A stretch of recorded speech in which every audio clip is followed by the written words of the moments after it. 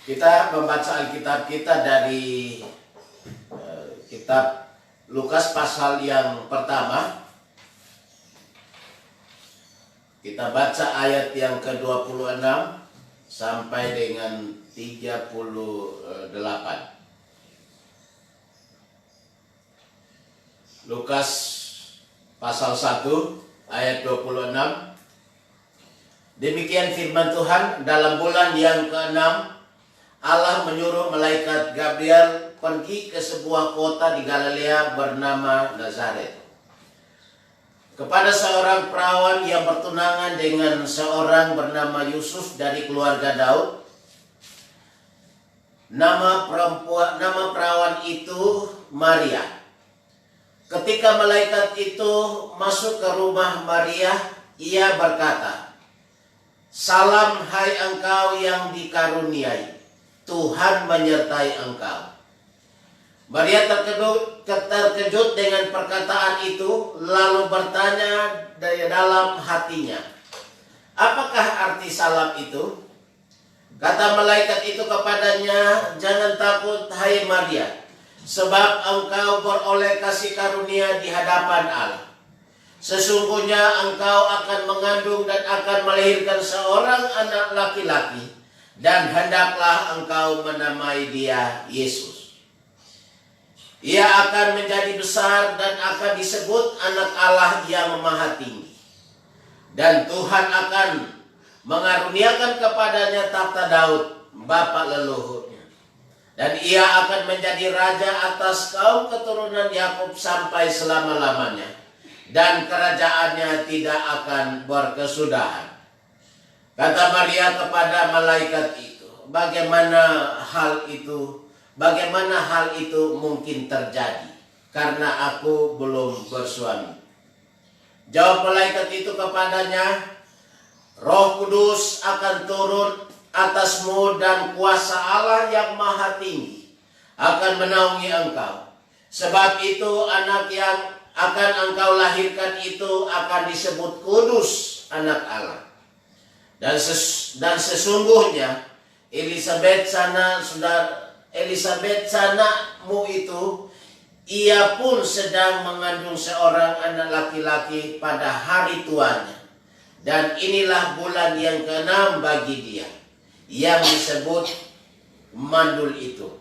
Sebab bagi Allah tidak ada yang mustahil." Kata Maria, "Sesungguhnya aku ini adalah hamba Tuhan. Jadilah padaku menurut perkataanmu itu." Lalu malaikat itu meninggalkan dia. Demikian jawab pembacaan kita pada pagi hari ini, dan berbahagialah kita semua yang menerima firman dan menginginkannya untuk melakukan dalam kehidupan setiap hari. Dan terimalah salam saya, Shalom. Bicara tentang Natal sudah pasti berbicara tentang sukacita besar, ya.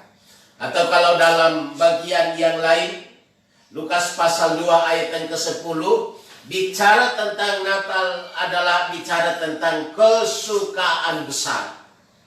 Dan memang harus diakui bahwa informasi atau berita surga tentang Natal itu betul-betul membawa dampak yang luar biasa kepada manusia itu secara khusus, baik dalam hubungannya dengan dosanya diampuni, baik dalam hubungannya dengan manusia itu mendapatkan jalan keluar dari dosanya untuk berhubungan dengan Allah, baik juga dalam soal manusia itu berdamai dengan Allah, dan baik juga dengan soal manusia itu mendapatkan jaminan hidup yang kekal, ya. Dan tidak lepas dari itu bahwa bicara tentang berita Natal atau sukacita Natal itu berbicara tentang penjaminan surga untuk setiap orang yang percaya kepadanya dalam soal apapun, dan itu komplit. Oleh sebab itu pada pagi siang hari ini saya mengajak saudara untuk melihat berita yang disampaikan malaikat kepada Maria, dan berita itu tidak sekedar sebuah informasi yang membuat Maria senang, atau berita itu juga tidak sekedar informasi yang mengarahkan perhatian manusia itu kembali kepada surga, tetapi berita itu juga adalah berita yang saya kira menyenangkan dan menyukakan hati semua orang di kolong langit ini. Kecuali satu yang tidak suka cita, itu adalah Herodes. Kalau saudara baca dalam kitab Matius, dicatat dengan jelas tentang reaksi berita Natal, reaksi berita sukacita dari surga untuk Herodes itu sangat berbeda. Oleh sebab itu, dari bagian ini kita akan melihat ada beberapa catatan yang penting. Dalam ayat yang ke-28, ketika malaikat itu masuk ke rumah Maria, ia berkata, "Salam, hai engkau yang dikaruniai, Tuhan menyertai engkau." Berita pesan yang disampaikan kepada Maria di rumahnya oleh malaikat dikatakan, "Salam, hai engkau yang dikaruniai." Biasanya penerimaan salam pada umumnya itu adalah memberi penghormatan atau memberi penghargaan atau memberi sapaan khusus kepada setiap mereka yang menerimanya. Dan saya kira semua orang jika mendengar atau menerima sebuah salam, maka hatinya pasti senang. Dan sebenarnya salam yang diarahkan kepada seseorang harusnya membuat hatinya bereaksi dengan reaksi yang bisa saja berbeda. Andai kata kalau salam ini diterima, dan salam ini pesannya bunyinya begini, "Hai engkau yang dikaruniai, Tuhan menyertai." Salam ini sebenarnya adalah salam yang didaratkan kepada pribadi dan hati manusia yang sebenarnya harus membuat dia sangat senang dan bangga. Harusnya. Kalau saudara menerima sebuah salam yang betul-betul itu memposisikan saudara menjadi orang yang terhormat, orang yang khusus, orang yang disanjung, saya kira reaksi jiwa seseorang pasti berbeda. Dia akan menganggap bahwa dia adalah perempuan yang mendapatkan penghormatan, penghargaan khusus, karena salam itu tidak sekedar salam, tetapi dikatakan bahwa engkau yang dikaruniai. Salam itu juga tidak sekedar hanya sebuah pesan yang disampaikan, tetapi dibilang bahwa Tuhan menyertai engkau. Dua kalimat ini semestinya membuat hati Maria ini senang, bangga, dan tertuju kepada dirinya bahwa dia adalah perempuan yang khusus dari yang semua perempuan di zamannya dia. Tapi rupanya tidak seperti itu bagi Maria. Orang ini malah terkejut dan bukan merasa senang atau sombong atau menganggap bahwa dia lebih baik dari semua perempuan yang ada. Tapi orang ini terkejut, dan apa yang disampaikan itu kan, kata Alkitab, dia mengelolanya dalam hati. Nah, ini kalau saudara belajar tentang ilmu kejiwaan, ini adalah orang-orang yang hatinya tulus. Dia dan Yusuf, Alkitab mencatat bahwa mereka adalah orang yang sangat tulus hatinya. Dan orang-orang yang tulus hatinya seperti ini, kalau menerima sebuah pesan atau salam yang ditambahin dengan penghargaan kekhususan, orang-orang ini malah tidak menganggap diri lebih baik dari orang lain atau sombong dan lain-lain sebagainya. Tapi orang-orang ini malah menyimpan dalam hati dan menjiwai, merenungnya. Dan berita ini dari sisi status sosial Maria, saudara tahu bahwa mereka ini, dia adalah seorang bangsawan. turunan Daud.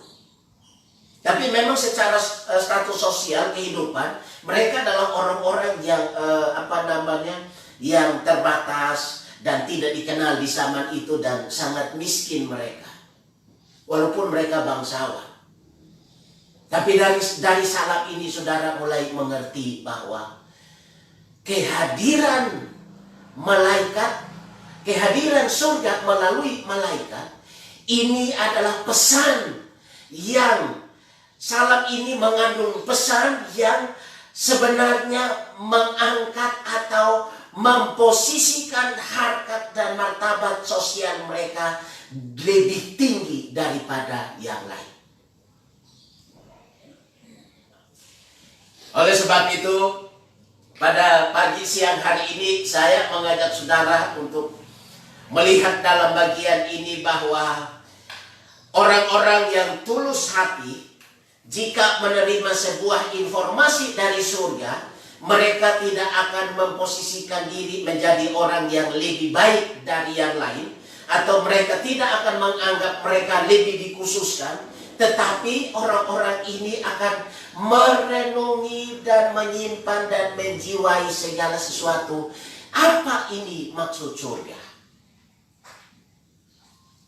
Sehingga kita belajar dari bagian ini bahwa sebuah informasi surga itu menyukakan hati, menyukakan jiwa, membuat kita senang dan bersuka cita. Tetapi sekaligus juga kita mesti hati-hati, karena bisa juga membawa jiwa, kalau tidak menerjemahkan dengan baik, maka kita akan diposisikan atau membuat jiwa kita memposisikan segala sesuatu kepada hal yang tidak semestinya.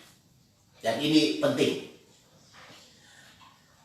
Kata Alkitab dalam ayat yang ke-29, Maria terkejut mendengar perkataan itu, lalu ia bertanya dalam hatinya, apakah arti salam itu? Apa artinya, hai engkau yang dikaruniai? Apa artinya, hai engkau yang disertai Tuhan?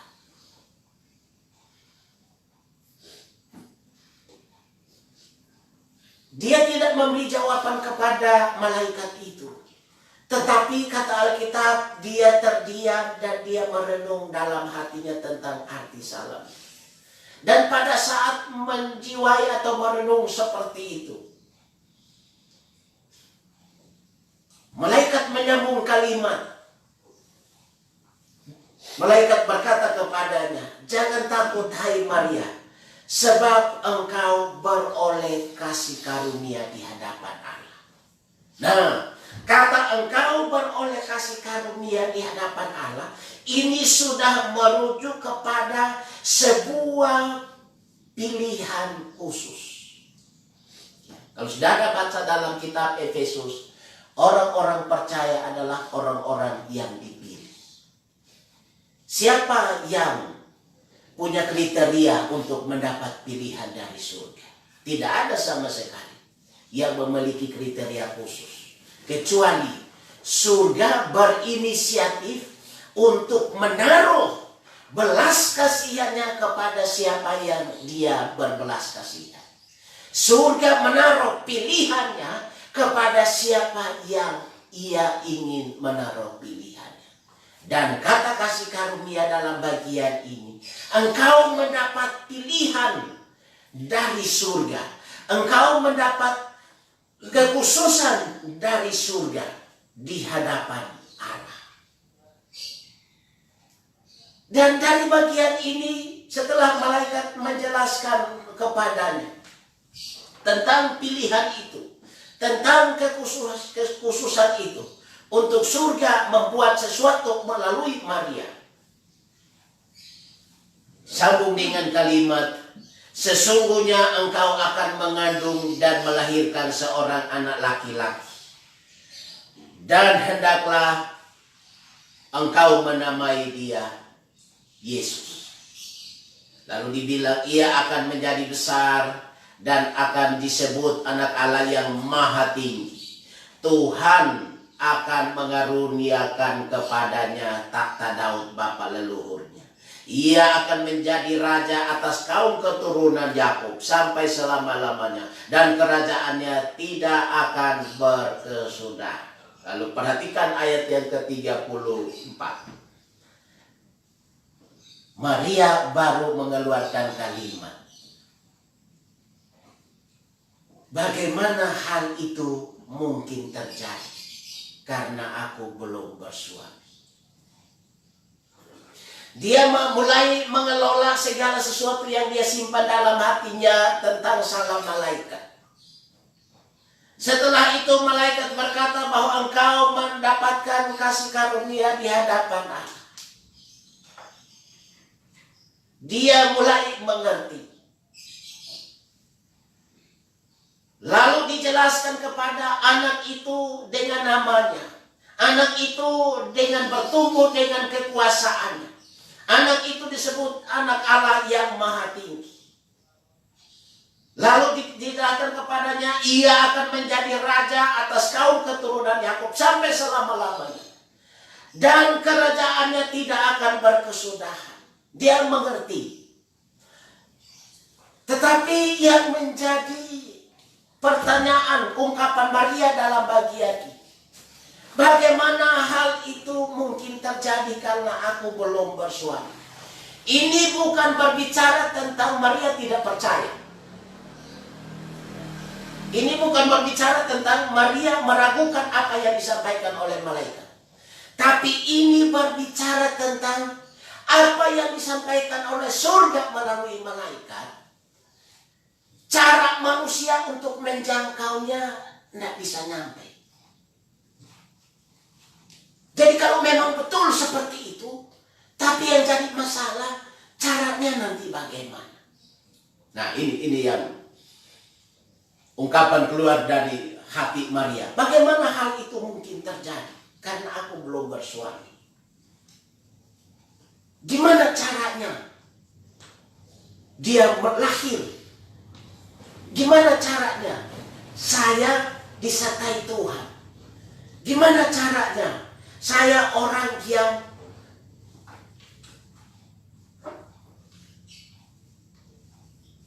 dikaruniai Tuhan? Gimana caranya saya bisa menamai dia Yesus? Bagaimana caranya saya melahirkan seorang anak laki-laki? Bagaimana caranya dia akan menjadi besar? Bagaimana caranya dia akan disebut anak Allah yang maha tinggi? Bagaimana caranya dia akan bertakhta di atas tahta Daud? Bagaimana caranya dia akan menjadi raja atas kaum keturunan Yakub? Bagaimana caranya kerajaannya tidak akan berkesudahan? Ini menjadi usul dari hati Maria, dari pikiran Maria, dari jiwa Maria kepada malaikat. Ini bukan soal dia tidak percaya, bukan soal itu. Dia tahu jelas bahwa seorang Mesias akan lahir. Dia tahu jelas banyak hal. Secara hukum dia tahu jelas. Tapi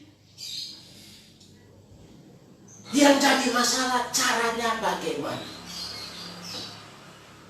Nah, ini yang saya kira menjadi persoalan umum di kalangan kita sebagai manusia. Maksud saya begini, surga itu kalau mau menyatakan sesuatu, surga itu kalau mau membuat sesuatu, biasanya cara yang dia pakai itu, manusia kita itu sulit menjangkaunya. Engkau akan melahirkan seorang anak laki-laki. Bagaimana mungkin? Bagaimana caranya?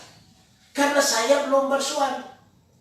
Karena pemahaman kita manusia, orang melahirkan kalau ada hubungan suami istri. Dan ini umumnya terjadi di kolong langit.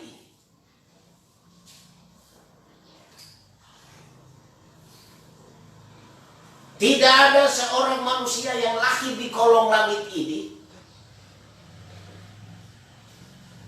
tanpa hubungan suami istri.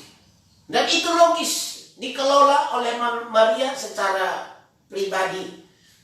Wajar kalau dia bilang, saya belum bersuami. Saya kembali lagi bahwa surga itu kalau menyatakan sesuatu kepada kita di bumi, atau menginformasikan sesuatu kepada kita, biasanya cara itu tidak selalu menggunakan cara yang manusia kita sudah familiar dengan cara itu. Dia selalu melakukan melampaui. Dia selalu melakukan sesuatu yang tidak semestinya. Maka ada kalimat dalam bagian ayat yang ke-37. Bagi Allah tidak ada yang mustahil. Jadi kita mulai mengerti bahwa penjelasan surga tentang sesuatu yang dia ingin lakukan kepada bumi ataupun kepada manusia, caranya manusia itu tidak bisa menjangkaunya, tapi surga akan berkata bahwa bagi Tuhan, bagi Allah tidak ada yang mustahil.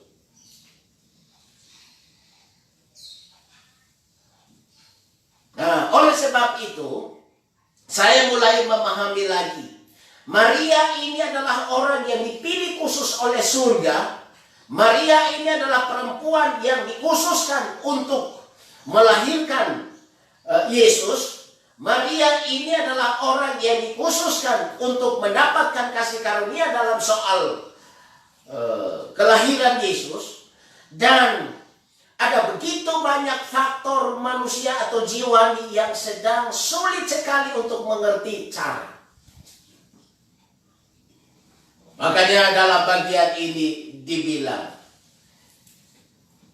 bagi Allah tidak ada yang mustahil. Jadi saya ingin mengatakan kepada saudara bahwa kehadiran Yesus dan proses lahirnya Yesus melalui seorang perempuan ini betul-betul tidak bisa disejajarkan dengan proses alami yang terjadi di kolong langit ini.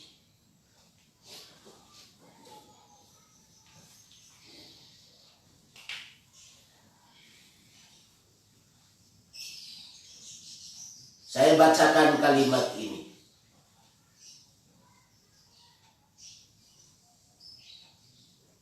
Dia berkata begini, sesungguhnya engkau akan mengandung dan melahirkan seorang anak laki-laki, dan hendaklah engkau menamai dia Yesus.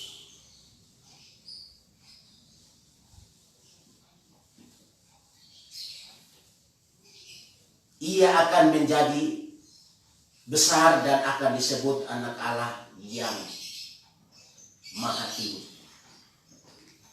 Tuhan Allah mengaruniakan kepadanya takhta Daud dan bapa. Takhta Daud bapa leluhurnya. Ia akan menjadi raja. Perhatikan ayat yang ke-35. Jawab malaikat itu kepadanya, Roh Kudus akan turun atasmu dan kuasa Allah yang Maha Tinggi akan menaungi engkau.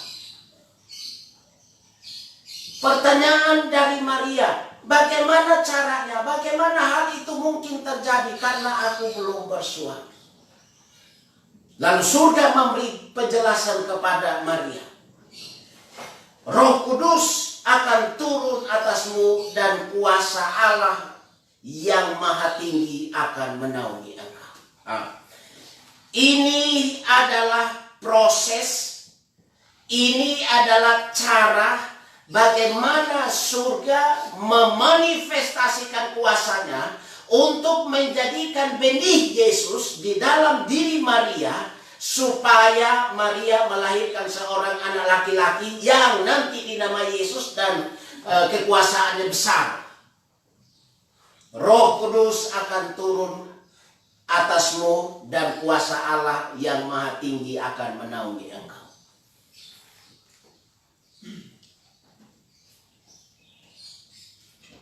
Ini kita mulai sedikit diarahkan. Manusia kita ini sudah terbiasa segala sesuatu yang kita mendapatkan informasi, dan untuk mendapatkan hasil paling tidak caranya kita juga mesti punya gambaran yang jelas. Artinya kalau dia bilang kamu akan punya anak, berarti jelas. Pasti kan, kenapa? Karena sudah punya suami, dan kalau mereka berhubungan atau tidur sebagai suami istri sudah pasti punya anak. Dan kalau penyampaian seperti itu jelas diterima oleh pemikiran manusia.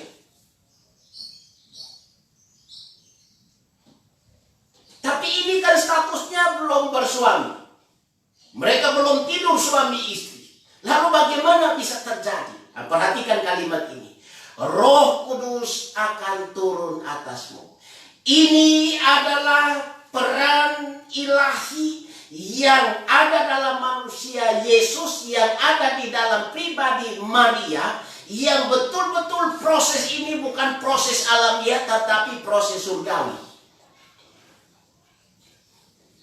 Jadi kelahiran Yesus itu adalah proses surgawi yang dilakukan melalui Maria untuk memunculkan benih ilahi yang nanti dinamai Yesus, yang nanti punya kekuasaan dan punya kerajaan yang tak berkesudahan selama-lamanya.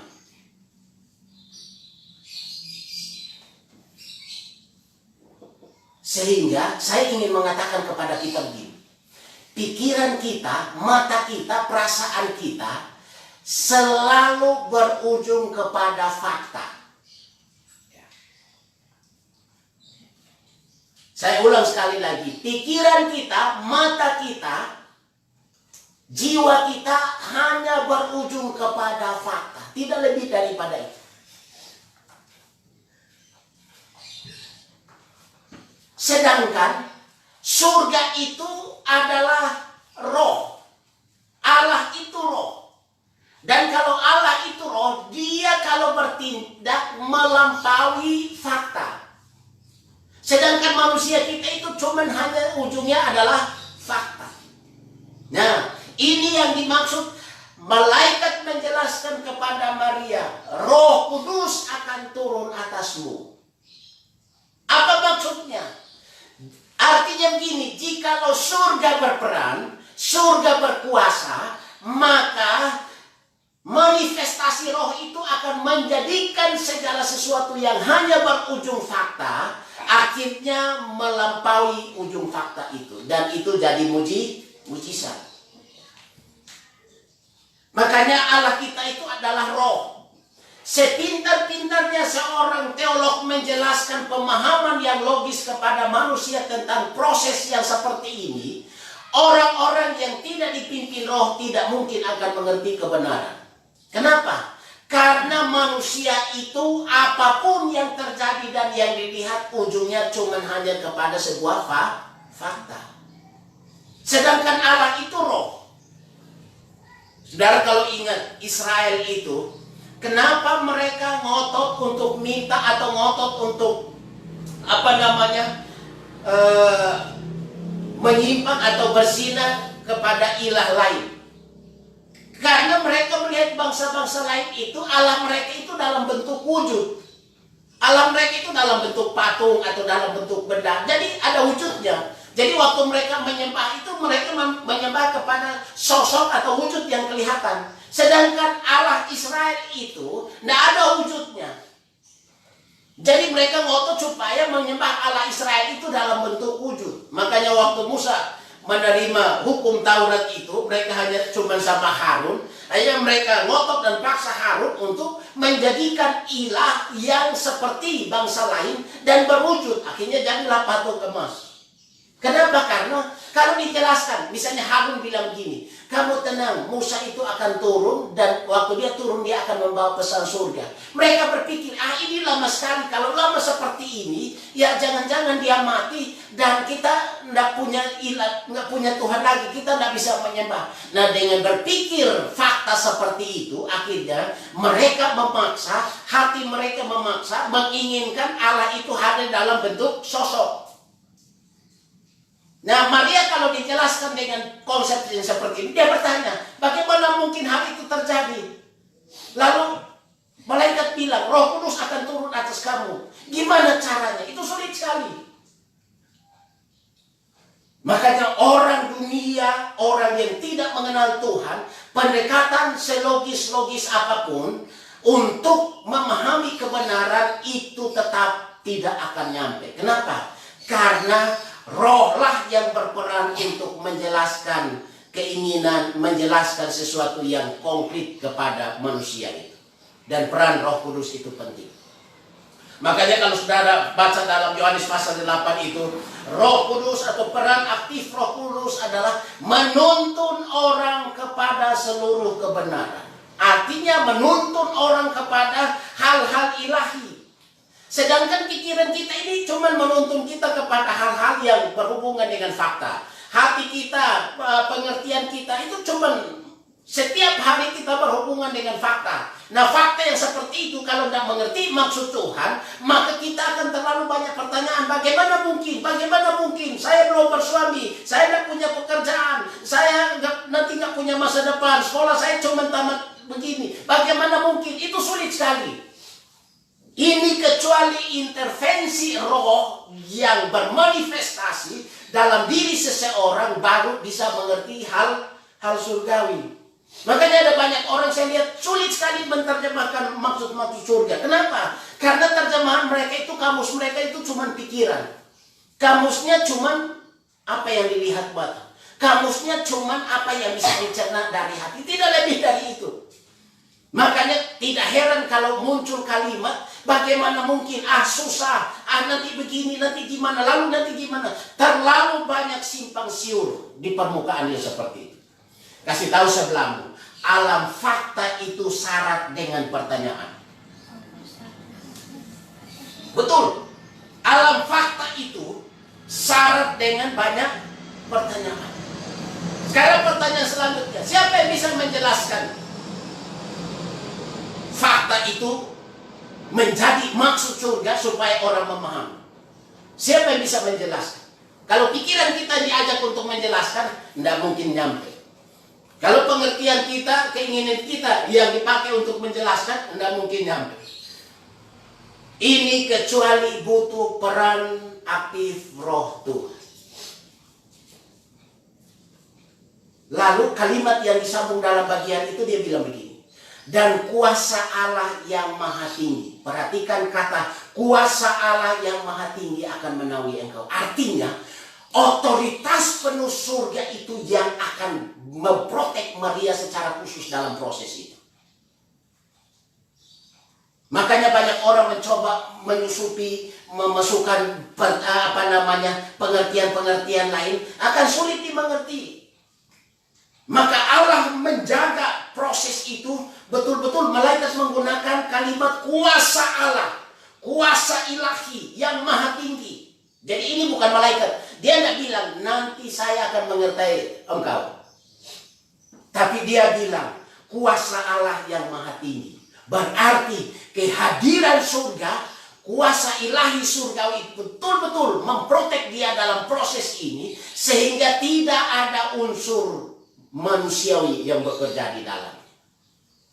Dan kalau saudara baca di bagian lain, Yusuf itu mengerti hal itu, dan malaikat dan kuasa Tuhan pun juga menjaga Yusuf dalam bagian itu. Sampai kata Alkitab menjelaskan di bagian yang lain, sampai anak itu lahir. Jadi saudara mulai berpikir bahwa berita surga itu berita yang tidak familiar bagi banyak orang. Kenapa? Karena tidak masuk akal. Nah, itu satu. Berita surga tidak familiar bagi banyak orang. Karena Karena kayak konyol. Masa belum bersuami kok punya anak? Berita surga itu betul-betul berita surga yang hubungan dengan kelahiran Yesus itu berita yang hambar bagi banyak orang. Berita yang tidak ada makna selanjutnya, hambar. Sebenarnya tidak perlu penjelasan. Makanya dalam bagian ini malaikat menyampaikan Roh Kudus akan turun atasmu. Lalu selanjutnya dibilang kuasa Allah yang maha tinggi akan menaungi engkau. Dan inilah proses ilahi yang dikhususkan di dalam diri Maria dari dalam benih Yesus itu, sehingga memunculkan seorang yang disebut dalam ayat yang ke-31. Engkau akan menamai dia Yesus. Dan kalau saudara baca dalam Matius pasal 1 ayat yang ke-20 kalau tidak salah, dibilang dia yang akan menghapus dosa. Kata itu, nama Yesus itu. Lalu ia akan menjadi besar, akan disebut anak Allah yang maha tinggi, Tuhan yang mengaruniakan, akan menduduki takhta Daud. Dia akan menjadi raja, keturunan, dia akan menjadi raja sampai selama-lamanya. Kerajaannya tidak akan berkesudahan. Pribadi yang pribadi yang seperti ini, waktu berproses di dalam diri manusia Maria, adalah proses ilahi, bukan proses alamiah.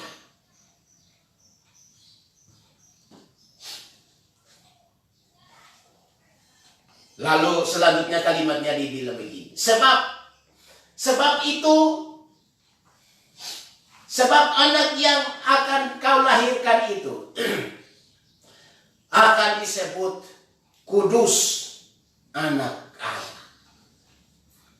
Jadi Roh Kudus berperan aktif, kuasa ilahi berperan aktif, melahirkan seorang anak, dan anak itu disebut kudus dan dikatakan anak Allah.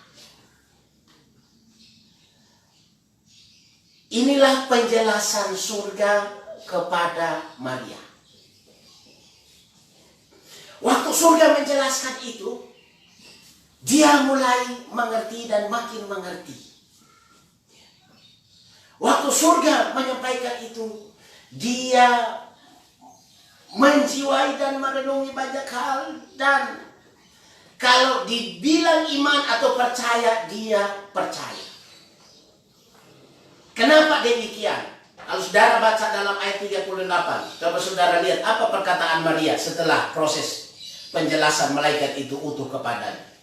Kata Alkitab dalam ayat 38 dikatakan, sesungguhnya aku ini adalah hamba Tuhan. Lalu selanjutnya, kata hamba Tuhan ini kalau berbicara bukan status seorang pelayan, tetapi kata hamba Tuhan ini adalah pribadi yang menundukkan diri kepada informasi yang disampaikan oleh malaikat. Jadi kata hamba Tuhan ini dalam teks ini dihubungkan dengan konteks ini adalah jiwa, kepribadian, hati, keinginan yang menundukkan segala sesuatu kepada penyampaian malaikat itu. Siapa hamba Tuhan? Apakah mereka yang berdiri di mimbar? Siapa hamba Tuhan? Apakah mereka yang memimpin pujian? Siapa hamba Tuhan? Apakah mereka yang menyandang status gelar pendeta? Siapa hamba Tuhan? Apakah mereka yang mengatasnamakan Tuhan, menyampaikan segala pesan-pesan Tuhan? Secara umum iya. Tapi hamba Tuhan dalam bagian ini adalah orang yang menundukkan seluruh kehidupannya kepada informasi surga. Itu namanya hamba Tuhan. Jadi kalau saudara ibu rumah tangga pun, kalau saudara menundukkan semua keinginan jiwani manusia kita kepada firman, itu namanya hamba Tuhan.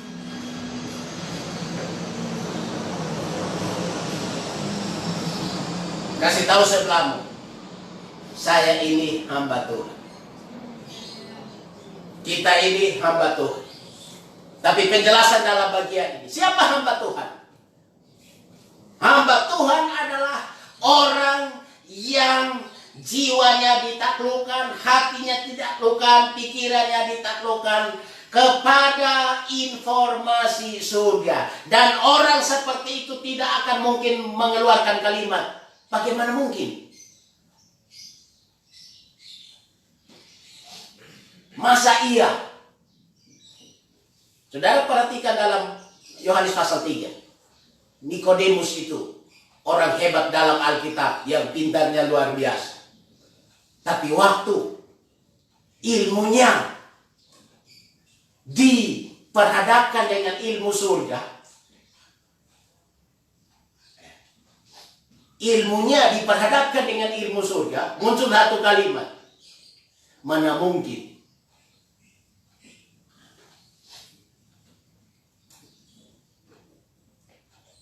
Ini penting sekali.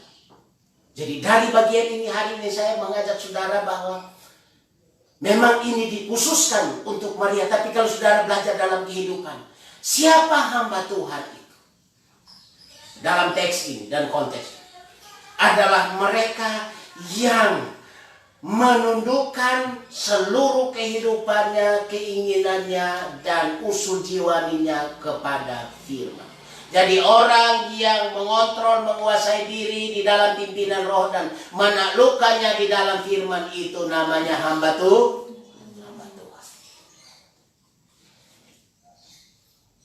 Lalu hamba Tuhan itu kalau dia tahu seperti itu, maka kalimat yang keluar dari mulut mereka selanjutnya akan berkata, jadilah menurut perkataanmu itu. Hebat ini. Ya, hebat ini. Jadilah menurut perkataanmu. Dia sudah membuang, aku belum bersuami. Dia sudah membuang, kami belum menikah. Dia sudah membuang, bagaimana hal itu mungkin terjadi? Dia sudah membuang, kenapa? Karena dia tahu bahwa atas otoritas dan di dalam kuasa Tuhan, dia meyakini betul. Makanya dibilang, aku ini hamba Tuhan. Dan kalau seperti itu, sekarang jadilah padaku menurut perkataanmu itu. Wah, ini perkataan yang paling hebat di kolong langit ini. Makanya kenapa teman-teman kita yang Katolik itu menjadikan Maria bukan pribadi atau cuman seorang yang melahirkan Yesus, tetapi betul-betul memberi perhatian khusus kepada perempuan ini. Ya Pak, karena dari bagian pertama tadi saya sudah katakan bahwa dia adalah orang yang sangat tulus. Yang kedua, dalam bagian ini dia adalah orang yang dipilih, dia adalah orang yang dikhususkan. Alkitab menggunakan engkau mendapatkan kasih karunia Tuhan, kasih karunia di hadapan Tuhan. Dan dia adalah orang yang bukan berdebat tentang tidak percaya, tetapi dia bertanya, dia simpan dalam hatinya, lalu dia bertanya bagaimana caranya hal itu terjadi. Lalu Roh Kudus memberi penjelasan kepadanya, malaikat memberi penjelasan kepadanya. Itu peran aktif Roh Kudus dan kuasa Allah yang Maha Tinggi akan memproses itu. Dan setelah itu dia mengeluarkan kalimat, ya sudah, saya ini hamba. Namun sebelum menjelaskan saya ini hambamu, malaikat itu menggunakan pendekatan atau contoh kehidupan sehari-hari. Malaikat menjelaskan tentang Elizabeth yang sedang mengandung dalam usia kandungan berapa bulan? 6 bulan. Ya. Kalau saudara baca dalam ayat sebelumnya, dia dengan suaminya Zakaria ini mereka adalah orang-orang yang takut Tuhan dan hidup menurut apa yang ditetapkan Tuhan, perintah Tuhan. Dan mereka setia sekali melayani sampai di hari tua dalam pelayanan mereka. Alkitab mencatat dalam bagian itu dia tidak punya anak, mandul. Tapi sementara ini sudah mengandung dan dalam usia kandungan 6 bulan. Malaikat mau bilang sama dia, jadi hebat ini ya. Tuhan itu memang dia tahu bahwa kita ini terbatas, manusia itu terbatas dalam banyak hal. Jadi dia menjelaskan tentang hal surgawi, proses surgawi, dan tidak hanya proses surgawi yang dijelaskan, tetapi dia kasih contoh tentang kehidupan sehari-hari. Ada contoh orang yang, yaitu Zakaria dan siapa namanya, Elizabeth. Di masa tua mereka mempunyai anak, dan tidak salah kalau kalimat ini muncul, sebab bagi Allah tidak ada yang mustahil.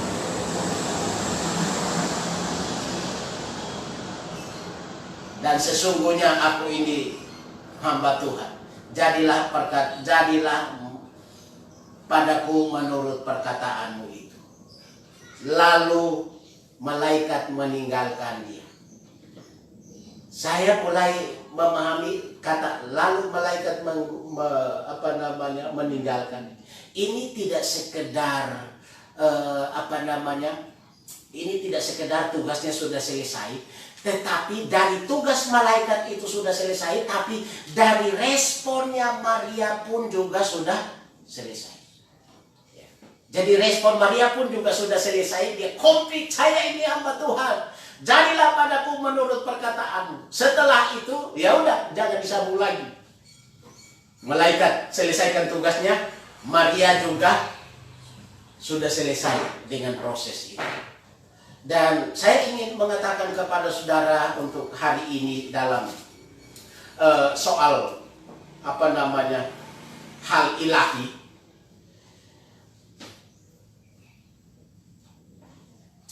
Biar bagaimanapun, surga akan melakukan berbagai macam cara untuk menyatakan tujuannya. Ya. Pada zaman itu dia menggunakan malaikat untuk menyatakan tujuannya. Dan tujuan Tuhan untuk dinyatakan kepada dunia atau kepada manusia, Tuhan masih menggunakan manusia sebagai medianya. Dan jikalau Tuhan berkehendak dan memilih saudara menjadi orang yang anugerahnya atau kasih karunia-Nya disalurkan kepadamu, ya saudara patut bersyukur kepada Tuhan. Itu kepercayaan Tuhan, itu pemilihan Tuhan. Dan dengan pemilihan Tuhan, kepercayaan Tuhan seperti itu, maka berbagai macam pertanyaan jiwa atau reaksi terhadap atau kepada fakta, surga pun akan berperan untuk memberi penjelasan kepadamu. Dan dengan penjelasan seperti itu, maka buatlah keputusan jiwani, buatlah keputusan spiritual untuk menundukkan seluruh kehendak jiwani manusia kita kepada Tuhan. Entah itu yang dari pikiran, entah itu yang dari keinginan, entah itu yang dari kemauan. Taklukkan kepada firman Tuhan. Dan orang yang menaklukkan keinginannya kepada firman, dia disebut sebagai hamba Tuhan. Dan orang yang menyebut dirinya sebagai hamba Tuhan, mereka akan berkata, jadilah padaku menurut perkataanmu itu. Jadi menjalani hidup sudah tidak dikendalikan oleh usul-usul pribadi atau usul-usul jiwani, tetapi semua atas izin dan kehendak Tuhan. Dengan seperti itu, maka seperti tadi saya katakan bahwa berita Natal adalah berita yang menyukakan jiwa, menyukakan hati. Berita Natal adalah berita kesukaan besar. Berita Natal adalah berita yang disampaikan untuk membawa jiwa kita atau mengembalikan perhatian kita kepada surga, bukan kepada fakta. Jadi berita Natal adalah berita yang mengembalikan kita kepada surga, bukan kepada fakta. Dengan demikian nama Tuhan dipermuliakan dan kiranya saudara diberkati hari ini. dan mari kita berdoa.